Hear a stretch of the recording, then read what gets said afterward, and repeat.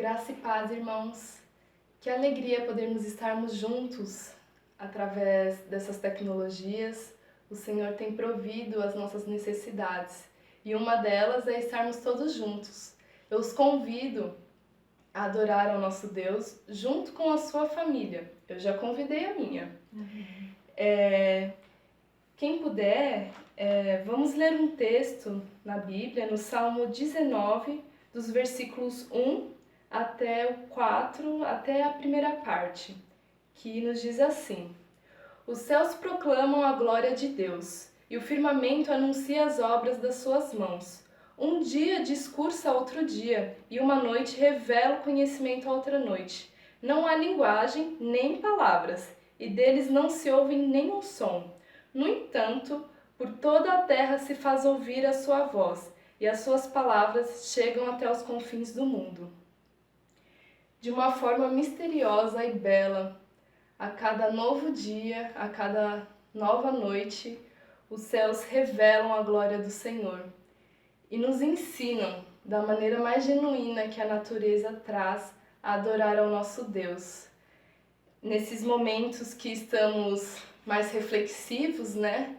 De uma maneira até forçada, nós podemos observar. Se cada um prestar atenção, você ouvirá mais claro a natureza e verá, desde a aurora do dia até o crepúsculo ali no anoitecer, o quão bela é a natureza e como ela realmente revela a glória de Deus. Então eu os convido a lembrar, trazer à sua memória o céu e entender como que ele adora o nosso Deus. E dessa forma trazermos isso para as nossas vidas. Adorá-lo da maneira mais genuína que você pode. Nós separamos a música Tu és Soberano. Eu acredito que a maioria conseguirá nos acompanhar.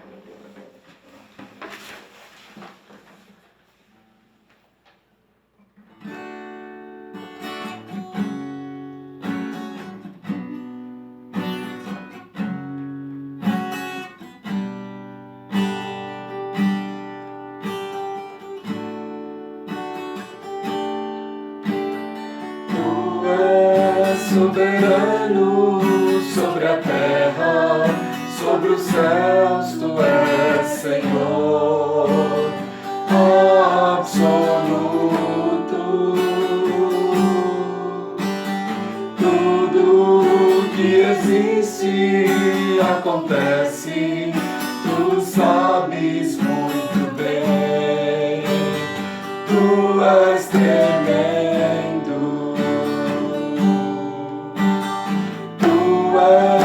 Soberano sobre a terra, sobre os céus, tu és Senhor absoluto.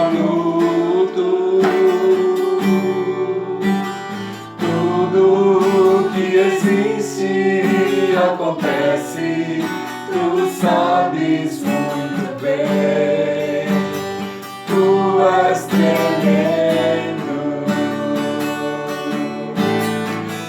Apesar desta glória que tem, tu te importas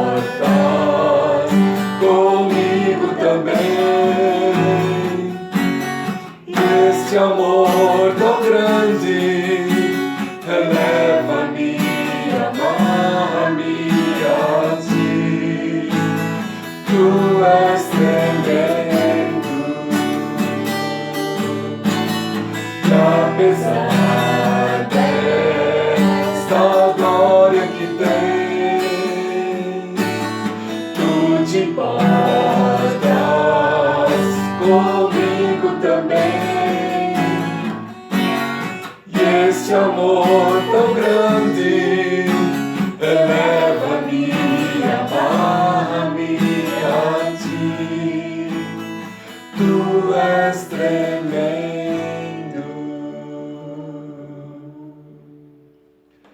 Vamos orar? Grande Deus, nosso Pai, te somos gratos, Senhor, pelo fôlego de vida.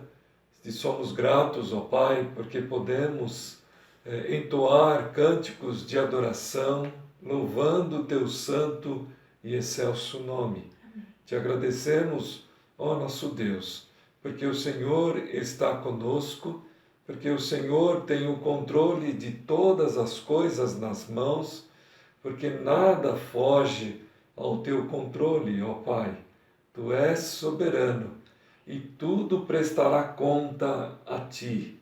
Por isso, nós queremos, nesta hora, Te bendizer, Te glorificar e Te exaltar.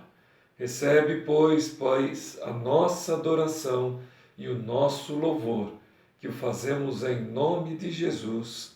Amém. Amém, Senhor. Nós podemos continuar louvando a esse Deus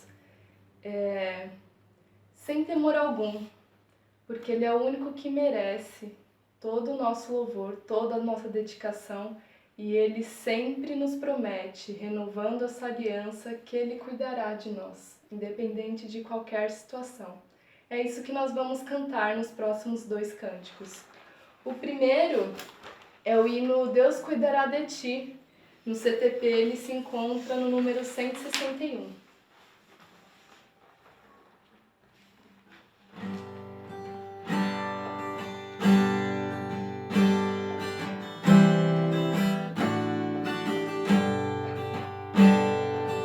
Não desanimes, ó coração, Deus velará por ti. Põe tua angústia na sua mão, Deus cuidará de ti. Deus cuidará de ti por toda a vida, na dor, na lida, sim, não te deixará. Deus cuidará de ti.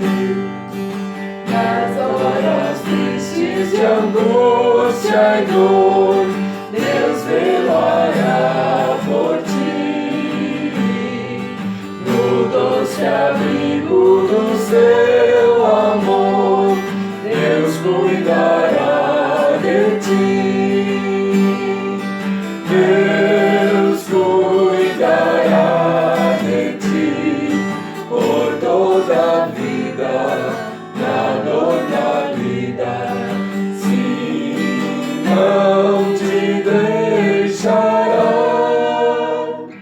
Deus cuidará de ti. Quando em tristezas e provações, Deus velará por ti. Nas amarguras e tentações, Deus cuidará de ti. Deus cuidará de ti por toda a vida, na dor, na lida, sim, não te deixará. Deus cuidará de ti. Seus ternos braços te estende, vem, Deus velará por ti. Nele acharás teu descanso e bem, Deus cuidará de ti. Deus cuidará de ti por toda a vida, na dor, na lida, sim, não te deixará. Deus cuidará de ti. Amém. O próximo é Deus de promessas.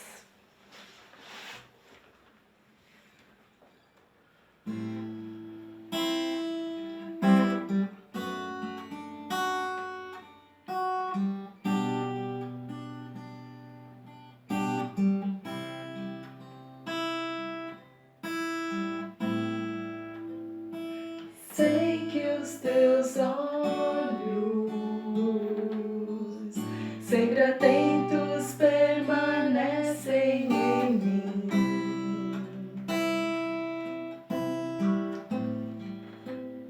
E os teus ouvidos são sensíveis para ouvir meu clamor. Posso até chorar, mas a alegria vem de manhã. És Deus de perto e não de longe, nunca mudaste, tu és fiel.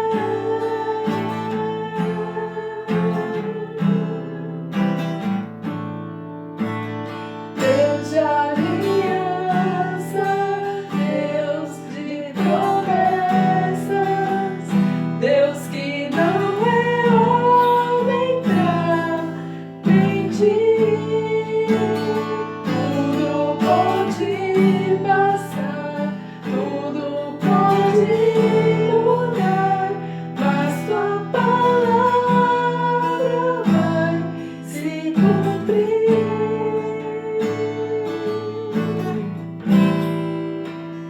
Sei que os teus olhos, sempre atentos, permanecem em mim.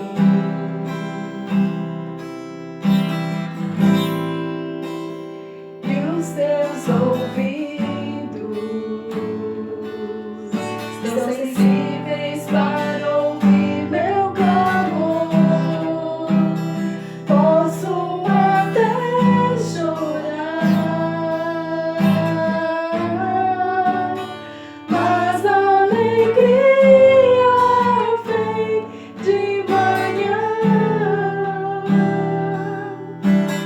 És Deus de perto e não de longe, nunca mudaste, tu és fiel.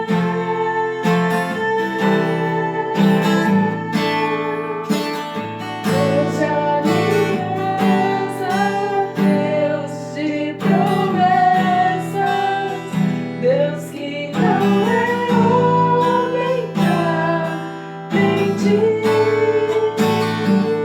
Tudo pode passar, tudo pode mudar, mas tua palavra vai se cumprir.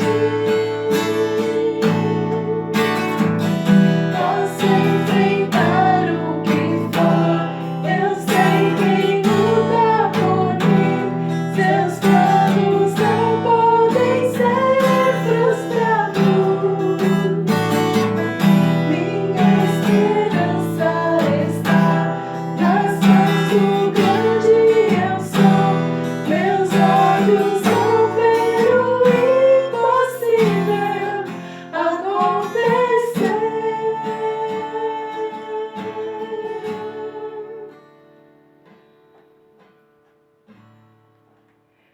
Deus de aliança, Deus de promessas, Deus que não é homem pra mentir. Tudo pode passar, tudo pode mudar, mas tua palavra vai se cumprir.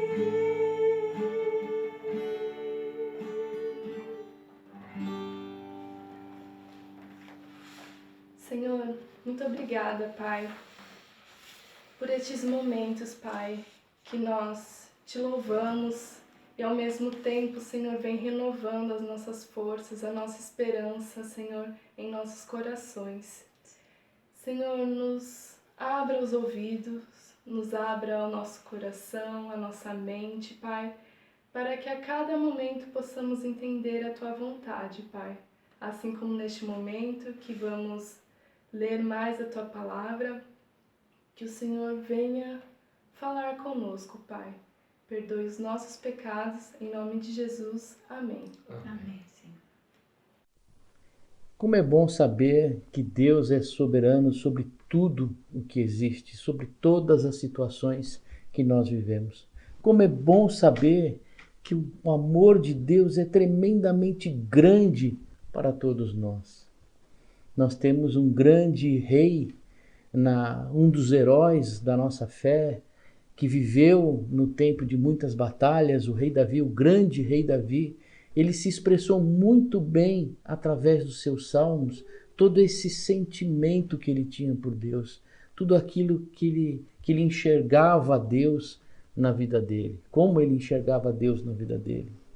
Nos momentos em que ele tinha angústia, no momento em que ele sofria as lutas e perseguições, ele sempre recorria ao Senhor e buscava nele aquele socorro que sempre foi presente na vida de Davi.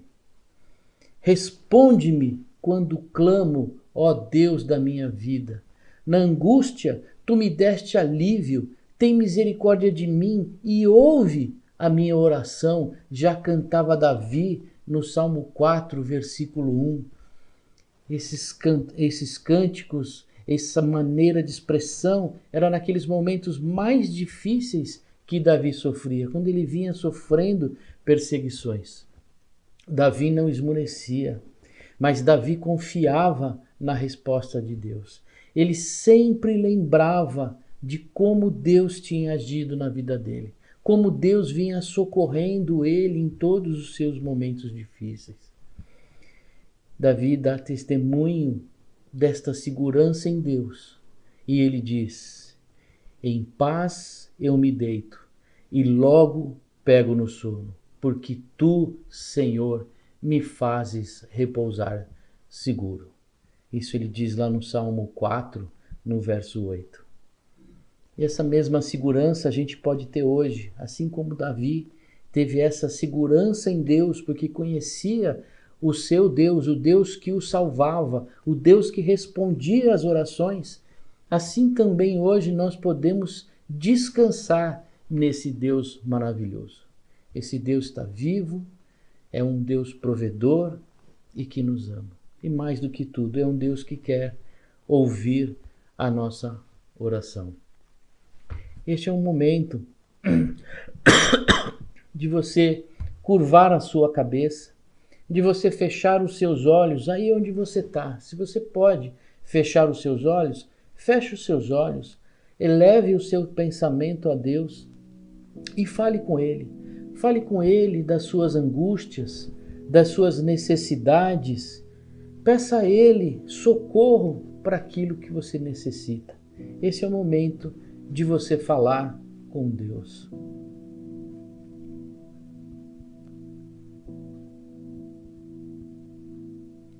Apresento a Ti, a Deus, nesse momento, as petições dos seus filhos, Senhor, que caminham na igreja aqui em Jundiaí, que caminham nessa comunidade da Igreja Presbiteriana Independente aqui em Jundiaí. Senhor, que lançaram a Ti, Senhor, essas petições, que eles clamam a Ti, Senhor, pela solução, pela uma resposta para a vida deles. Senhor, pedimos a Ti que o Senhor fortaleça e ampare a vida dos missionários, do Paulo Capelletti, do Alexandre Régio, do Edinho e da Paula, do Vladimir e Raquel, do Projeto Siloé, Senhor, de todos esses missionários, Senhor, que mesmo em meio, Senhor, a tanta crise na saúde e tanta dificuldade, Senhor, nos países que, Senhor, lutam contra o Teu Evangelho, Senhor, eles estão lá presentes. Então abençoa-os, Senhor, nessa tarefa, Senhor. Senhor, sustenta-os, Senhor, nesta caminhada. Nos lembramos também, Senhor, de pedir a Tua intercessão sobre a vida das pessoas que lideram o nosso país. Os governadores, o presidente, os prefeitos, Senhor, os líderes espirituais, Senhor, os líderes religiosos, Senhor, que comandam as igrejas aqui no país. Senhor, dos profissionais que empregam trabalhadores, que desenvolvem a economia. Peço para que o Senhor dê discernimento a todos eles, Senhor, para que eles venham tomar as melhores decisões neste momento de crise sanitária que nós temos vivido, Senhor. Rogamos a Ti, Senhor, também por proteção e saúde dos trabalhadores dos serviços essenciais, os médicos, os bombeiros, os auxiliares, os profissionais dos postos de gasolina, Senhor, do transporte, Senhor, da polícia, de que todos esses que estão se esforçando e dedicando, Senhor, para cuidar de doentes, para manter o funcionamento dos serviços essenciais aqui para o nosso país. Senhor, abençoa-os, Senhor. Cuida da saúde de cada um deles, Senhor, para que eles não venham a se contaminar, que eles não venham a adoecer, meu Pai, com o Covid. Dá também, Senhor, sabedoria aos cientistas, Senhor, para que o mais breve possível eles possam encontrar uma vacina, um remédio, Senhor, para salvar vidas, Senhor, para que mais vidas não venham, Senhor, a ser perdidas em meio a toda essa pandemia. Senhor, pedimos a Ti também que o Senhor venha fortalecer e proteger todos os idosos, Senhor, deste país, os idosos da nossa igreja, em especial lembrando da Dona Diva, da Dona Leonina, da Dona Mirna, do Senhor Nelson, do Seu José, da Dona Neide, todos esses idosos, Senhor, que têm convivido, Senhor, com a nossa igreja, são parentes, são membros da nossa igreja. Inclusive, Senhor, peço sustento, Senhor, aos filhos desses idosos que têm cuidado deles, aos cuidadores, Senhor, que têm dado atenção e dado cuidado a cada um desses idosos. Senhor, ser com cada um deles, dando a eles saúde, dando a eles também, Senhor, paciência, Senhor, para que nesse momento de isolamento consigam, Senhor, dar a melhor qualidade de vida a esses idosos. Nosso irmão Flamínio, Senhor, vem a Ti pedir o Teu favor sobre a saúde dos seus filhos e as esposas deles, o Rafael, a Lídia, Daniel, a Priscila, o Samuel, a Fernanda. Senhor, eles são médicos, têm exercido o dom da medicina. Senhor, estão a serviço de Ti, a serviço da saúde do nosso país. Eles estão vulneráveis, Senhor, nos hospitais e nos locais de atendimento que eles vão. Senhor, protege-os, Senhor, para que não venham a se contaminar. Cuida da saúde de cada um deles. Nossa irmã Mirna também pede, Senhor, a Tua proteção para suas filhas, para sua neta, pela vida dos seus genros, pelo Danilo, Eduardo. Que o Senhor venha trazer tranquilidade também, Senhor, ao seu coração, ao coração do seu marido Vanderlei. Protege, Senhor, essa família, Senhor. Abraça essa família nesse momento de dificuldade, de transtornos, de clausura, Senhor, de doenças. Senhor, pedimos a Ti, Senhor, que abençoe o projeto social que o irmão Flamínio nos apresentou ao conselho nesta tarde, Senhor. É um projeto social, meu Pai, que vai atender a idosos, a crianças, a desempregados, todos aqueles que estão mais vulneráveis, Senhor, em razão dessa pandemia, em razão de toda essa crise sanitária que nós temos vivido. Por fim, Senhor, pedimos ainda as Tuas bênçãos sobre os irmãos que se reúnem lá na 2ª IPI de Campinas. O presbitério da nossa igreja, Senhor, montou uma corrente de oração para que a cada semana, Senhor, possamos orar por cada um dos nossos irmãos que congregam em outros lugares. Que o Senhor fortaleça a caminhada da igreja, que o Senhor os proteja de todo mal, os livre, Senhor, da doença, e usa-os, Senhor, de forma abundante na vida daqueles que o Senhor preparou para trazer ao Teu reino. Que seja uma igreja, Senhor, que responda, Senhor, positivamente à sociedade, que alcance, Senhor, aquilo que as pessoas têm necessitado, que vá, Senhor, até aqueles corações amargurados, os doentes, os enfermos. Senhor, que essa igreja, Senhor, que a 2ª IPI de Campinas venha fazer diferença, Senhor, no local, na cidade onde eles estão. Reconhecemos também, meu Pai, que o Senhor tem nos abençoado, que o Senhor tem nos trazido alegria, que o Senhor tem respondido às orações de cada um de nós, de dia e de noite. O Senhor tem respondido às nossas orações e por isso, Senhor, nós podemos descansar no Senhor. A nossa irmã Raquel vem com alegria louvar e glorificar a Ti, Senhor, pelo nascimento da sua neta Maitê. A Maitê, que é filha da Ana Paula, do Felipe. Senhor, abençoa essa nova família, Senhor. Esses três agora que formam uma nova família, que essa caminhada seja de muita alegria. Senhor, cuida da Maitê nesses primeiros dias de vida, faz ela crescer em graça e em formosura, dá sabedoria aos seus pais, dá, Senhor, perseverança aos seus pais, coloca no coração deles, Senhor, o desejo de ensinar a essa criança, a Maitê, os caminhos do Senhor. Nosso irmão Marcel também, Senhor, manifestou a sua alegria e te glorifica, Senhor, com o coração grato, porque o Senhor tem provido sustento a ele, não tem faltado alimento em sua casa. O seu trabalho, meu Pai, também tem sido permanente, não tem sido afetado, Senhor, por essa situação que temos vivido. Assim também o Senhor tem protegido, Senhor, a saúde da sua família e por isso, Senhor, ele é grato e se alegra, meu Pai, pelo mover das tuas mãos. Assim, Senhor, também nos alegramos com o teu amor, com a tua soberania e com a tua providências em nossas vidas, na vida da igreja, na vida dos pastores, na vida do conselho. Senhor, nos alegramos e glorificamos o teu santo nome, Senhor, e isso fazemos em nome do Senhor Jesus. Amém. Boa noite, igreja. A paz do Senhor esteja com vocês. A gente está mais um domingo aqui em culto online e eu quero desejar que a paz do Senhor esteja no teu lar, todos vocês que estão participando desse culto com a gente, que realmente Deus te abençoe e te guarde.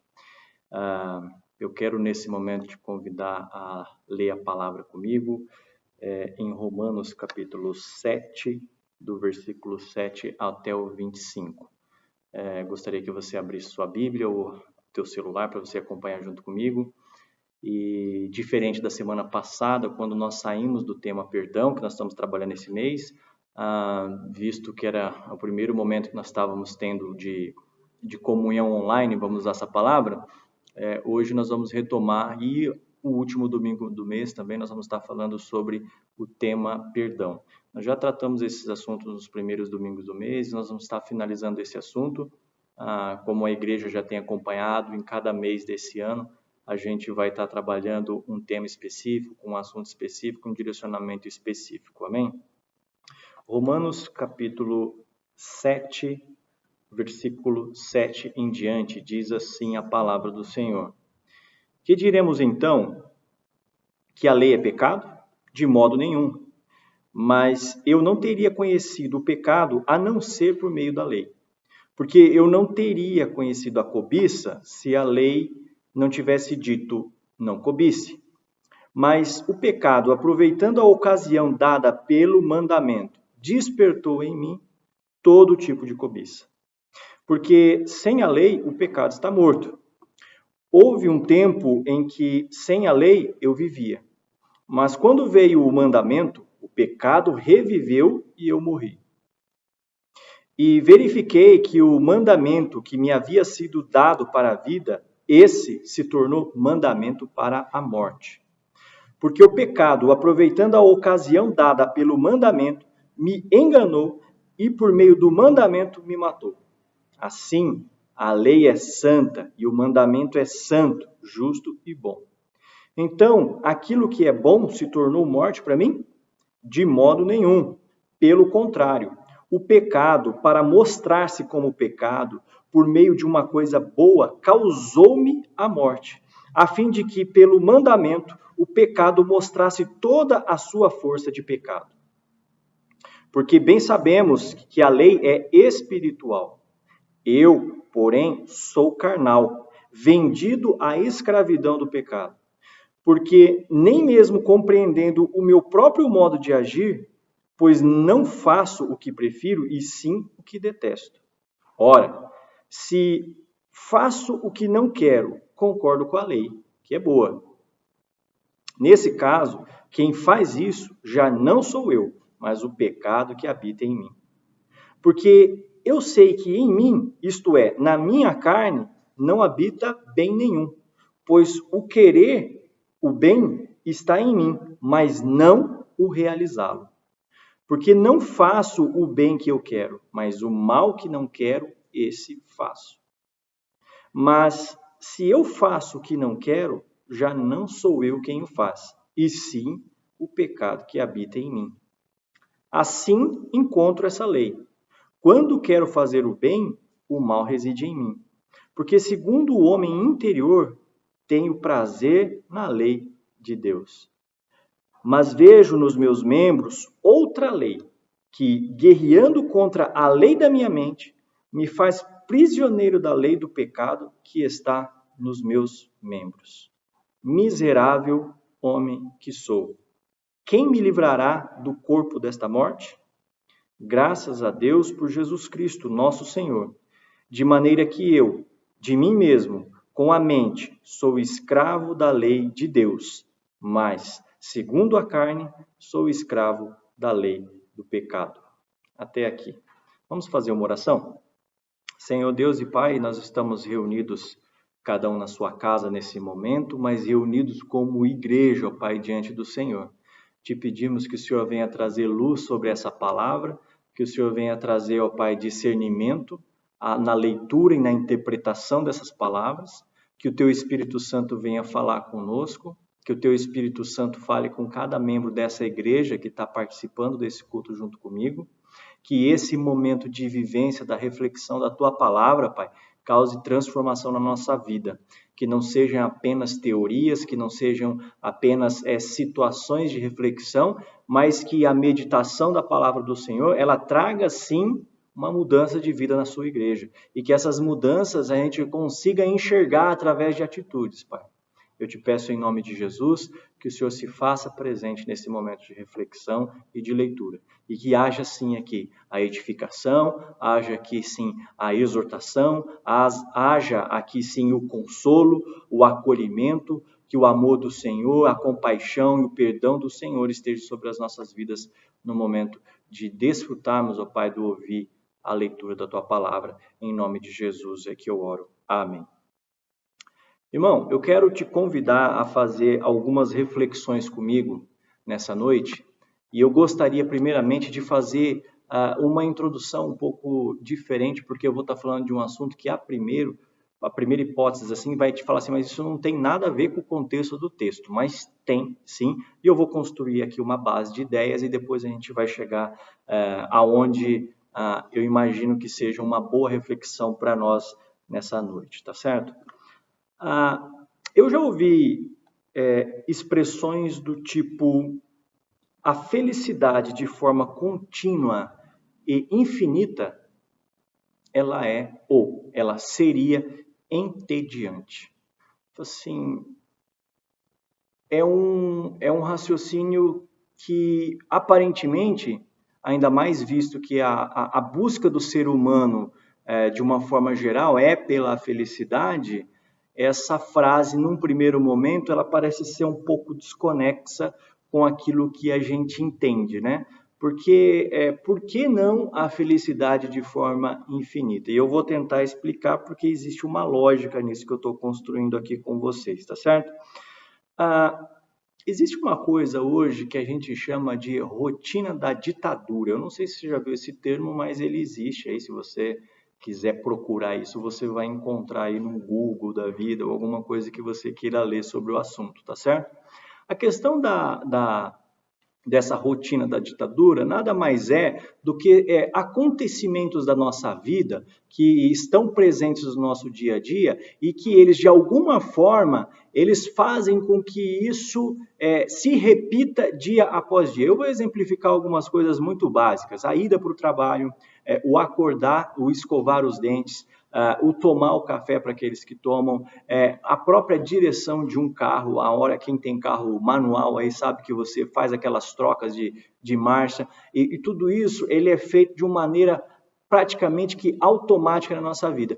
O cuidar dos filhos, para aqueles que trabalham dentro de casa, a rotina da faxina da casa, ou do fazer a comida, enfim, são várias situações no nosso dia a dia que nos leva para uma questão de rotina.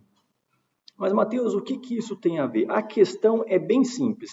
Você já teve aquele insight, um dia que você acorda e olha para você, se olha no espelho e fala assim, nossa, como que a vida passou rápido, parece que ontem eu era um adolescente, uma criança, hoje eu já estou aqui com os meus, no meu caso, 39 anos, eu estou com meus 40, meus 50, e essa vida parece que passou tão depressa.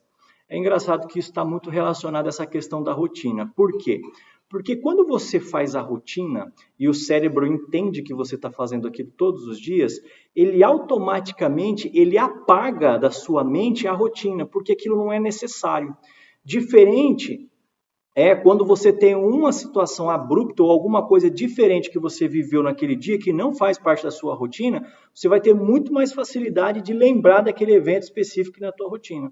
É muito tranquilo para todos nós lembrar de alguma situação que aconteceu há muitos anos atrás e que era uma situação diferente, e talvez nós vamos ter dificuldade de lembrar alguma coisa normal que fizemos ontem, se escovamos ou não o dente, se comemos, o que nós comemos.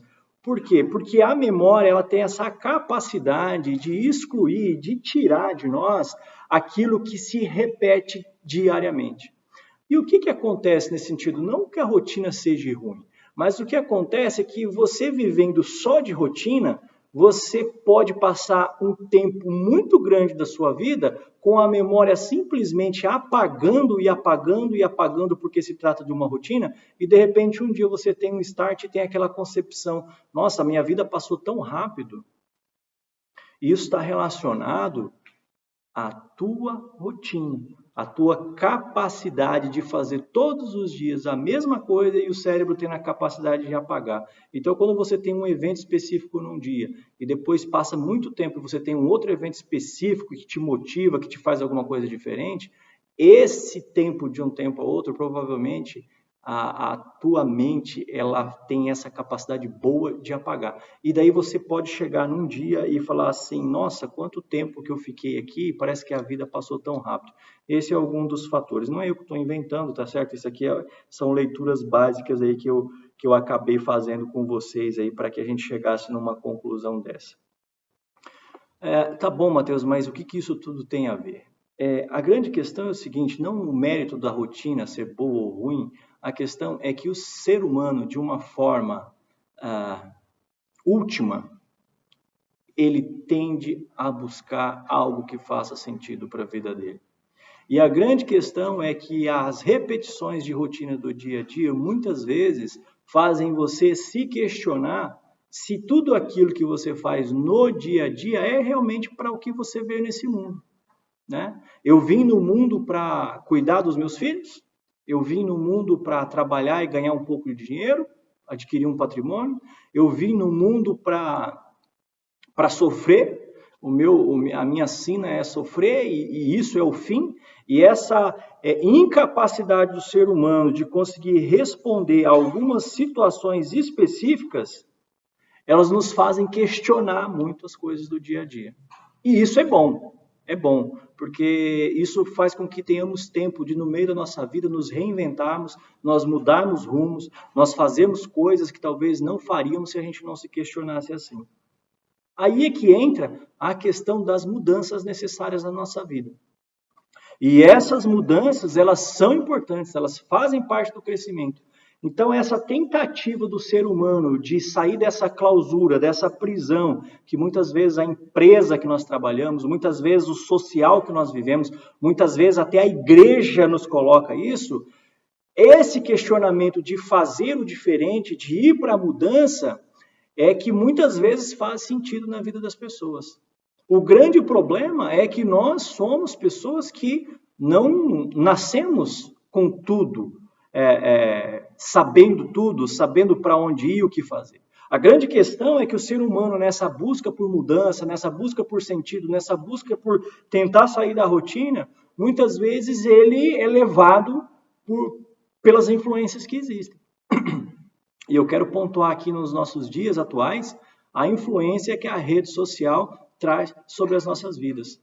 Porque quando você coloca numa rede social um sorriso, a mensagem que você está passando para aqueles que estão vendo esse sorriso é de que existe sim ali a felicidade. Não que ela verdadeiramente existe, mas existe sim a tentativa de demonstrar isso. E quem olha, recebe essa mensagem de felicidade. E se ela recebe essa mensagem de felicidade, ela olha o contexto daquela pessoa e ela encara aquilo como a situação específica que ela precisa ter para ser feliz. Nesse contexto, irmãos, dentro desse contexto, é que nós muitas vezes não conseguimos seguir as coisas de Deus. Voltando aqui para o texto do qual Paulo fala, e dentro desse contexto que nós vivemos, de necessidades, de mudanças, de ser algo diferente, de buscar uma realidade diferente, é onde que muitas vezes o ser humano, por não ter a capacidade de fazer o julgamento do certo e do errado perante Deus, ele acaba caindo em contradição. Quando a gente olha para a carta de Paulo para a igreja de Roma, a gente está visualizando uma pessoa que está tentando legitimar o seu apostolado perante aquela igreja, porque o apóstolo Paulo não foi um dos escolhidos diretamente por Jesus Cristo. O apóstolo Paulo, ele se intitula apóstolo dos gentios, mas ele não viveu os 3 anos junto com Jesus. Então, muitas das cartas que Paulo faz, ele escreve para determinadas igrejas, é dentro desse contexto de legitimar o seu apostolado e mostrar para aquelas igrejas as suas crenças. E um sentido importante aqui desse texto de Romanos que nós lemos, ele está relacionado com a lei. Porque o grande questionamento, e nós vimos isso em outros cultos, é justamente com a vinda do cristianismo, se as leis continuam valendo ou não, apesar de Jesus Cristo falar, eu não vim para tirar a lei, mas vim para cumpri-la, existiu e existe até hoje muito entendimentos diferentes sobre que lei é essa que nós devemos seguir, tá certo? E quando o apóstolo Paulo ele entra nessa questão aqui de discussão de lei, ele entra numa questão propriamente dita para tratar a questão do pecado. Quando você olha para a lei nesse sentido, a lei ela é importante para quê nesse sentido aqui da Bíblia? E naquela época? Para ela apontar o erro, né? A lei, ela é a acusadora, ela é o parâmetro de julgamento para dizer quem está fazendo as coisas certas e quem está fazendo as coisas erradas. E sempre foi assim. E na nossa religião, que tem uma descendência judaica, onde a prática do rito, a prática do dia a dia, ela é muito validada pela sua competência de seguir os preceitos. Em Jesus Cristo isso muda, porque Jesus Cristo, ele apesar dele dizer eu não vim para tirar a lei, mas eu vim para cumpri-la, ele muda um pouco e ele vai além. Né? O grande questionamento de Jesus é o seguinte, a lei não foi capaz de cumprir o seu objetivo último, que era retirar o pecado da humanidade. Ou seja, Mateus, você está errado. A partir do momento que o Mateus identifica o seu erro, ele para de fazê-lo. E a gente sabe muito bem que isso não é o que acontece. Isso não é o que aconteceu na época de Jesus Cristo, isso não é o que aconteceu na época dos apóstolos, da igreja primitiva, de toda a história da igreja, isso não é o que aconteceu, e nem antes e nem depois de Jesus Cristo. A questão é que a lei, ela ficou por si só refém de simplesmente acusar aqueles que erram.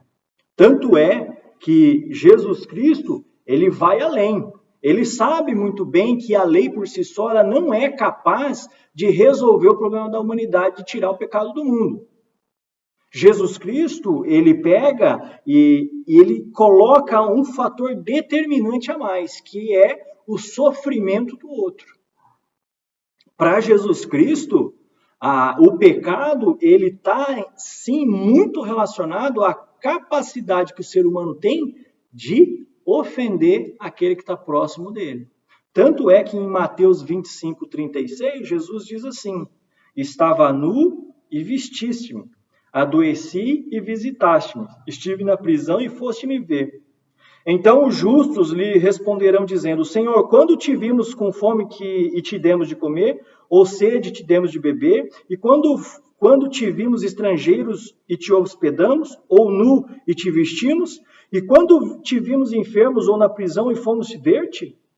E respondendo o rei lhes dirá: em verdade vos digo que quando o fizeste a um desses meus pequeninos irmãos, a mim fizestes. Então, Jesus Cristo, ele relaciona a nossa intenção de pecar muito com a ofensa ao próximo. Em Marcos, capítulo 12, versículo 30 e 31, diz assim: principal mandamento: ame o Senhor, o seu Deus, de todo o teu coração, de toda a sua alma, de todo o seu entendimento e de todas as suas forças. E o segundo mandamento é este: ame ao seu próximo como a si mesmo. Não existe mandamento maior do que estes. Dentro desse contexto, a lei ela é avaliadora e Jesus Cristo coloca algo além, que tem uma lei mais importante, que é amar a Deus sobre todas as coisas, mas amar o seu próximo como a si mesmo. A lei não conseguiu fazer isso, meus irmãos. A lei não conseguiu fazer isso. Porque nós continuamos dentro daquela necessidade de mudança para tentar buscar alguma realização, para buscar tentar fazer algum tipo de felicidade momentânea dentro das nossas vidas. Não digo que isso é errado, mas dentro desse contexto nós muitas vezes nos esquecemos do outro, nós nos esquecemos do próximo. E eu não estou falando aqui, eu não sou um partidário da teologia da libertação que vende uma ideia que a igreja é apenas para os fracos e oprimidos. Eu acredito sim que é para eles, Jesus Cristo falou isso, mas essa ofensa ao próximo, ela está em todo o nosso círculo que nós vivemos de pessoas, seja da família, seja do trabalho, seja de amigos, sejam pessoas que atravessam o seu dia a dia na sua frente. Então, eu queria deixar bem claro isso, que, segundo esse texto aqui, o objetivo da lei, que é acusar e que é mostrar e que ela tem o seu sentido e que ela fez o seu sentido, ela não conseguiu cumprir o seu objetivo último. E eu não quero aqui entrar no mérito da acusação, de falar que nós precisamos pedir perdão e tudo mais, mas eu gostaria de me atentar agora um pouco aqui nas palavras do próprio apóstolo Paulo.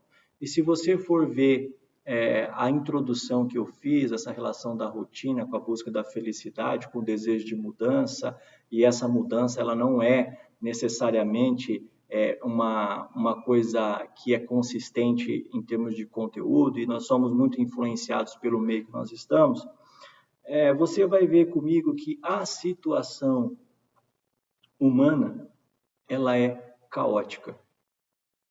E às vezes eu fico me perguntando e até me cobro bastante, e eu sei que tem muitas pessoas que são assim também, e às vezes são até mais e muito mais fortes do que eu, pessoas que se cobram muito. E também tem aquelas outras pessoas também que se acham já suficientemente resolvidas e tem aquela concepção de que já aprenderam o suficiente e tem um ego um pouco mais acima do que as outras pessoas. E a gente olha para um homem como o apóstolo Paulo, o homem que tem mais livros escritos na Bíblia, o maior influenciador do pensamento judaico-cristão dos nossos dias.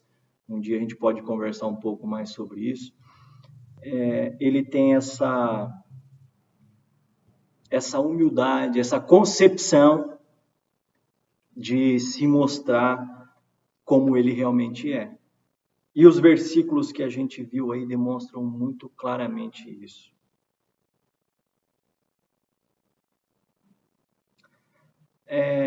Eu gostaria, antes de falar dessa fraqueza do Paulo, dessa situação que ele se coloca de impotência, eu queria lembrar a vocês que o evento Jesus Cristo no nosso meio, como Deus encarnado, como o Messias que veio até nós, ele tinha um objetivo muito claro. Ele tinha um objetivo muito claro, muito direto. Jesus Cristo veio para valorizar o ser humano diante da sua situação caótica. Repito, Jesus Cristo veio para valorizar o ser humano diante da sua situação caótica. De pecado, sim, mas não só disso. Não só disso. Situação caótica, que eu quero dizer, é a situação da pessoa perdida. E não é perdida só porque erra, ou porque tem dentro da nossa concepção cristã, pecado. Ele é perdido por si só. Ele não é capaz de discernir entre a sua mão direita e a sua mão esquerda. E por mais que o ser humano tenha evoluído racionalmente, cientificamente, nós temos aí agora essa situação, estamos aqui enclausurados, né? Cada um dentro da sua casa, e a gente já vê a ciência se movimentando, e daqui a pouco nós já vamos ter uma vacina para essa doença, e nós vamos evoluir para isso, não vai ser isso que vai destruir a humanidade, e a gente tem uma evolução muito forte. A gente tem deixado muito a desejar com relação à nossa evolução espiritual. A gente evolui racionalmente, a gente evolui cientificamente, mas espiritualmente o ser humano ele ainda se encontra numa situação caótica, uma situação de não evolução. A gente tem muito pouco crescido a nível macro, a nível de uma visão geral do globo. O ser humano ele pode até ter em algumas situações, sim, pontualmente, você vê expressões de Jesus Cristo, você vê expressões do reino de Deus. Agora a gente está vivendo momentos aí que você, apesar de ver toda essa politicagem que fazem em cima da doença, você vê em alguns momentos pessoas realmente preocupadas em cuidar daqueles que realmente estão precisando. Apesar da gente ver que existe pontualmente momentos da visão do reino de Deus, a verdade é que o ser humano ele está muito parecido ainda com o que ele estava 2000 anos atrás, e está muito parecido ainda com o que ele estava 4000 anos atrás, e sei lá quantos anos atrás, desde a criação do mundo. E Jesus Cristo, ele veio para esse ser humano, para a pessoa que está vivenciando essa necessidade de Deus. E muitas vezes ela nem sabe que essa necessidade é uma necessidade de Deus. E as palavras do Paulo aqui nesse texto que nós lemos, ela é muito clara. E elas ganham sentido agora quando você vê o apóstolo Paulo, né, falando essas palavras que eu vou ler para vocês, igreja. Versículo 15. Porque nem mesmo compreendo o meu próprio modo de agir. Pois não faço o que prefiro, e sim o que detesto. Versículo 21. Quando quero fazer o bem, o mal habita em mim. Versículo 24. Miserável homem que sou. Miserável homem que sou. Essa é uma conclusão de um dos maiores nomes da Bíblia. Um dos homens mais usados por Deus em toda a história da salvação de Deus. O ser humano angustiado, ele não mede esforço para tentar sair da sua angústia. Acontece que nós somos perdidos. Nós somos pessoas que tentando sair dessa situação de angústia, tentamos responder a algumas situações e não sabemos como. E eu tento talvez exemplificar isso aqui para você. Nós talvez somos igual pessoas que não sabem nadar e que estão dentro de um lago, de uma piscina, se batendo, tentando não se afogar. Nós estamos parecendo aqueles jogadores do Brasil quando perderam de 7-1 para a Alemanha, lá no Mineirão. Era um gol atrás do outro, e eles se olhando e não sabendo o que estava acontecendo. A gente parece uma pessoa que sabe o remédio que precisa tomar para se curar, mas ela não tem esse remédio, ela não tem dinheiro para comprar esse remédio, e ela não sabe ninguém que pode ajudá-la a ter esse remédio. A gente parece pai que perdeu o filho no shopping, está desesperado. E você encontra uma pessoa que diz que sabe onde seu filho está, mas ela pede para você um dinheiro para te levar até lá. E você desesperadamente dá esse dinheiro para ela, mas ela não te leva até lá e ela some. Nós somos desesperados para resolver os nossos problemas e as nossas angústias, a ponto de esquecer o verdadeiro sentido daquilo que Jesus nos ensinou. Essa, meus irmãos, é a situação da humanidade. A gente tem o egoísmo, a gente tem a falta de obediência, a gente tem pessoas indiferentes, a gente tem o ódio, a gente tem a raiva, a gente tem a ganância, a gente tem a ambição, mas no fim de tudo nós não passamos de pessoas muitas vezes perdidas nesse mundo.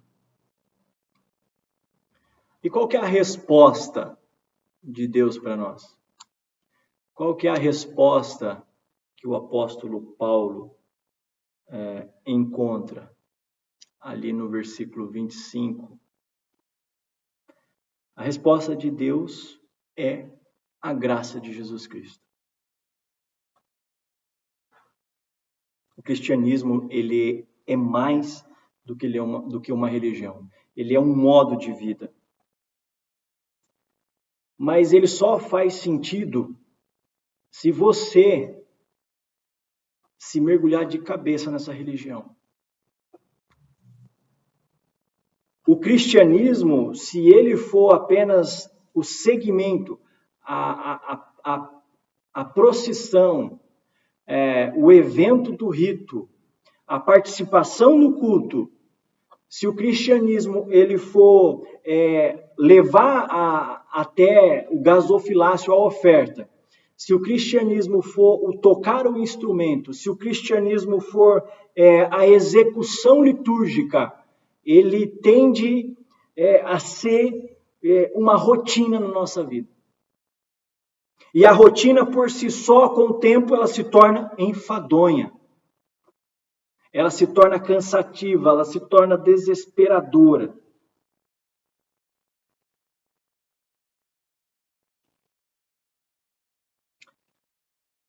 Eu não sei se você consegue agora. Eu não sei. Mas se você conseguir entrar nessa religião chamada cristianismo de cabeça e ter o prazer de sentir a presença de Jesus Cristo no Espírito Santo na sua vida, muitos dos seus medos, todas as suas angústias, todos os seus problemas não necessariamente serão resolvidos, mas você vai aprender que você tem um Deus junto com você. Você vai aprender que esse Jesus Cristo é o Jesus Cristo da esperança, que esse Jesus Cristo é o Jesus Cristo do acolhimento, que esse Jesus Cristo é o Jesus Cristo do perdão. Um Deus que não exige pagamentos, um Deus que não exige trocas, um Deus que não te coloca na parede. Simplesmente, esse Deus te vence pelo amor. A resposta de Deus para as nossas fraquezas não é a aceitação dos sofrimentos que causamos para os outros. Eu queria deixar isso bem claro. O sofrimento que você e eu causamos para as pessoas que estão próximas de nós ou que passam pela nossa vida durante algum tempo, não é que Deus aceita isso. Deus não aceita. O pecado ganha em Jesus um critério do outro. Ele não aceita isso, mas ele quer te vencer pelo amor. Esse desejo teu por aquilo que é proibido, esse desejo teu por aquilo que muitas vezes você não tem, necessariamente, não é o que vai te trazer a felicidade. Quando você se arrepende verdadeiramente, Deus perdoa. A gente tem aqui o pecado para ser apontado pela lei, a gente tem a nossa situação miserável, da qual o apóstolo Paulo é o principal que se coloca, e a gente tem o Jesus Cristo da graça. E eu queria concluir aqui com vocês um texto de Apocalipse, capítulo 2, que é a carta à igreja de Éfeso, que ela faz muito sentido para os dias atuais da humanidade. Eu não vou ler o texto, mas aquilo que está escrito na carta para a igreja de Éfeso tem uma frase que me chama muito a atenção, que diz assim: o que eu tenho contra ti é que você esqueceu o seu primeiro amor.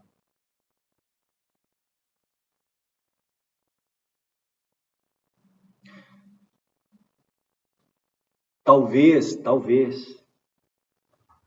essa igreja estava vivendo rotineiramente a sua vida cristã. Estava vivendo rotineiramente. A praxis, a prática do culto, a prática da oração, a prática do perdão, a prática da devoção, nada mais era do que um rito. Mas houve um tempo que houve um amor nisso tudo, pelo menos é o que o texto diz.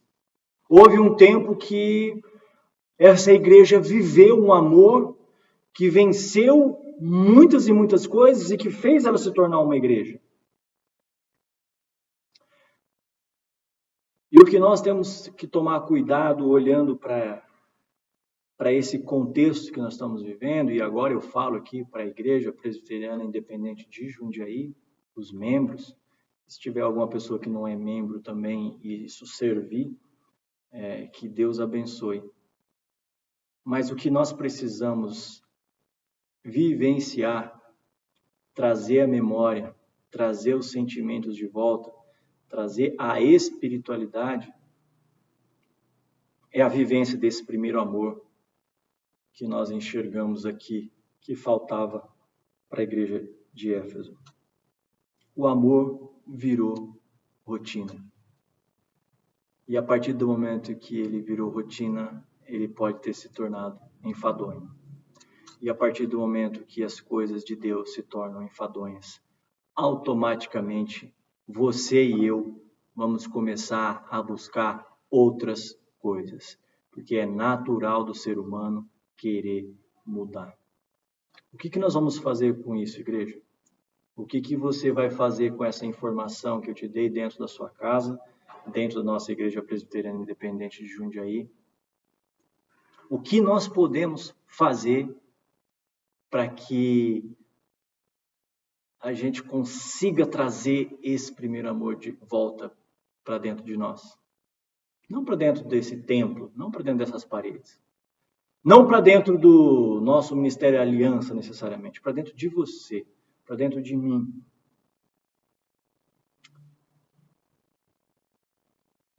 O que eu mais anseio como ser humano é que o meu desejo de Deus, ele seja suficiente para que Deus consiga olhar para mim com misericórdia. Porque se eu for olhar para as minhas atitudes, para os meus sentimentos, se eu for olhar para a forma como eu ajo, para a forma como eu me porto, para a forma como eu penso, como eu falo, como eu olho, eu vou voltar para a lei, vou estar sendo acusado, eu vou estar sendo passivo das penalidades da lei. A minha oração, meu irmão e minha irmã, é para que o teu desejo de Deus seja para Ele, Deus, movimento suficiente para que Deus consiga nos olhar com compaixão e com amor. Essa é a minha meditação e eu peço a Deus que ela entre no teu coração e fale com você e que você se sinta como Paulo, no sentido de miserável homem que sou, porque nós somos, mas que você consiga enxergar também o final do texto pela graça de Jesus Cristo. É a graça que nos traz esperança. Eu quero fazer mais uma oração com você e que Deus nos faça ter uma semana diferente meditando nesse texto. Senhor Deus, nós lemos e meditamos na Tua Palavra, nós conversamos com o Senhor, Pai, na meditação dessa palavra. E eu sei que enquanto eu estava falando aqui, nessa gravação, pessoas estavam ouvindo e o Senhor, Pai, com o Teu Espírito Santo, estava falando com cada uma delas. E que o Senhor faça a obra, Senhor Deus. Que o Espírito Santo do Senhor faça a obra na igreja de Jundiaí. E que nós sejamos bênção do Senhor. Que nós entendamos a bênção do Senhor. Que nós não olhemos para a nossa igreja como mais uma rotina, mas nós olhemos o ministério da igreja de Jesus Cristo como aquilo que realmente pode fazer sentido na nossa vida. Eu te peço em nome de Jesus. Que a graça e a paz do nosso Senhor Deus, o amor de Jesus e a consolação do Espírito Santo esteja com cada um de vocês, esteja com todas as pessoas que professam Jesus Cristo como Senhor e Salvador, hoje e para todo sempre.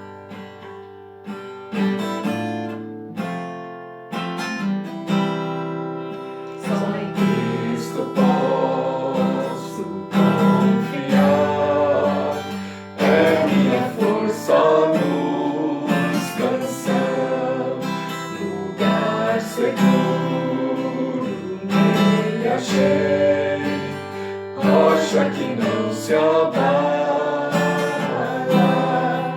que grande amor em Cristo há, profunda paz posso encontrar, Consolador, meu tudo enfim, nele eu vou permanecer.